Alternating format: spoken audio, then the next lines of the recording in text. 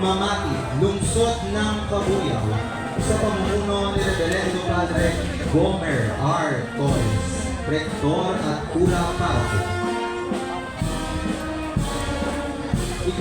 Ikalima ng Abril 1946 ang opisyal na pagtatalaga ng Archdiocese ng Lipa bilang parokya ang nooy kapilya ni San Vicente sa Mamati. Ito ang kauna-unahang parokya sa Diocese ng San Pablo na matatagpuan sa Nayo. Taong 2010, ang parokya ay itinaas sa pagiging pang-diocesanong dambana. Nakilala si San Vicente Ferrer sa dambanang ito bilang Lolo Ente na mayroong suot na sanyo, isang natatangi at namumukod na larawan si San Vicente Ferrer.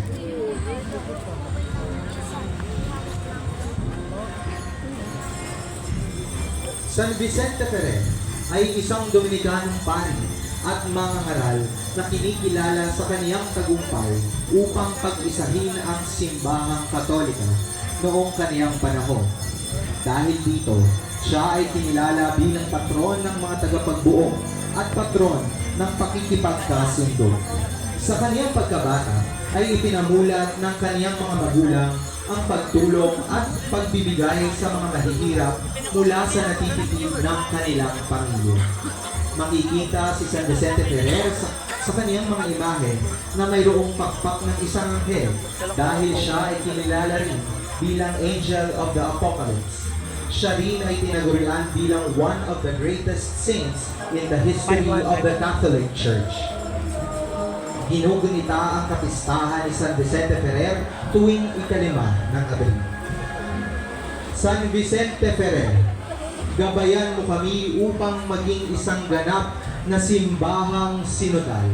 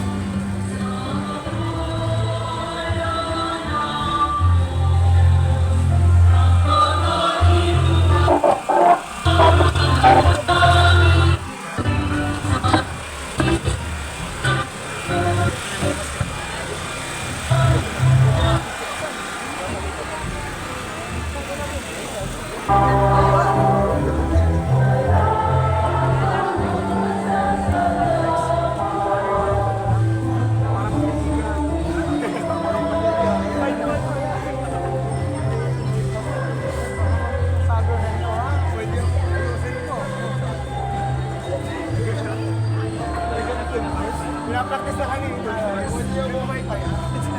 Let's go pala. Alas